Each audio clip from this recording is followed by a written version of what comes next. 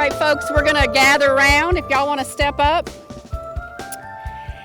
My name is Allison Waters, and I serve on the Floyd County Commission, and I am so excited that this day is finally here. It's only taken us 4.5 years, but we're here to break the ground for this amphitheater in memory of Chuck Sennett.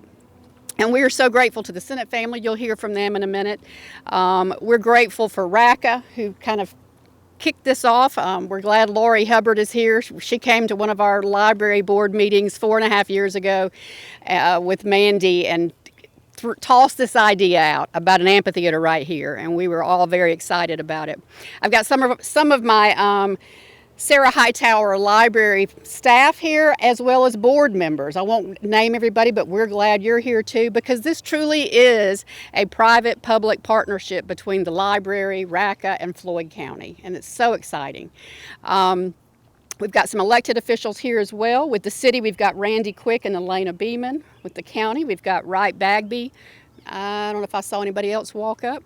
But we're just glad you're here. This is a day to celebrate. It's a day to celebrate generosity and patience. The Sennett family has been very generous and very patient. And this is going to be a great asset to our entire community. And what better place than right here beside the river, the walking trail, ample parking, and our beautiful library. So I'm going to turn it over to Luli Ebaugh. She's the director of RACA, and she's going to share a few remarks with you as well. All right, thank you, Allison. President Leah Mayo couldn't be here today, but she wanted me to convey our heartfelt and sincere thanks to Allison Waters and everyone at the county for making this happen, and of course the Sennett's, whose generosity, without which we would not be able to be moving forward with this project. And again, like Allison mentioned, this is such a prime location for the Chuck Sennett III Memorial. It's right between our beautiful library, our trail system, our river, and it's right in the middle of downtown Rome, Georgia. So a perfect location for us to gather with the arts and have a place where we can have exhibitions and meetings in ways that only the arts can facilitate meetings for us to happen. And we were just very excited, and we look forward to this progressing quickly and being done hopefully before the end of the year. And we're going to now bring over Barbara and Chuck Sennett, and they will talk about the lasting impact of their son and the impact of this amphitheater on the community.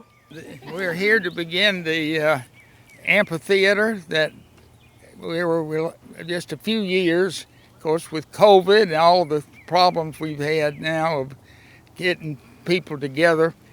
But we're thrilled and that the whole thing started, as I said, 4 years ago. And so we want to thank everybody that has helped us get started. So thank you very much.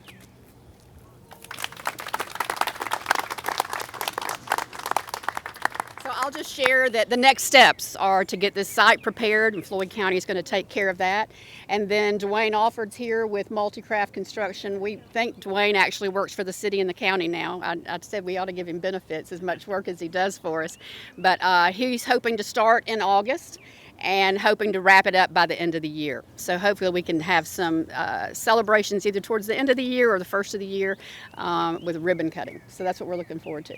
So we appreciate all of y'all. We're going to throw some dirt and get this thing started. So I'm going to ask the Sennett family and Delana, Luli, Dwayne, and if any of our elected officials, Elena, she serves on the library board with me, so come on up, let's get behind here and don't tumble down the hill. All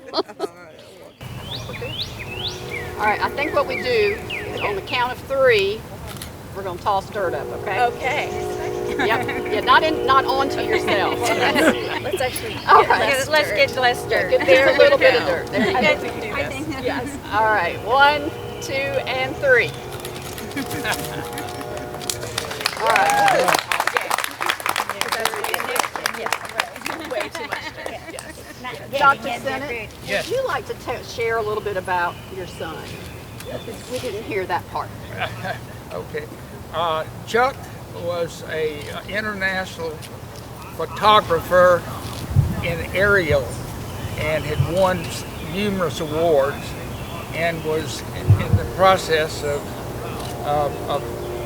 those awards flying to Oshkosh, and unfortunately it was a small plane and crashed, and he and the He pilot, wasn't the pilot. he wasn't the pilot, he was a passenger.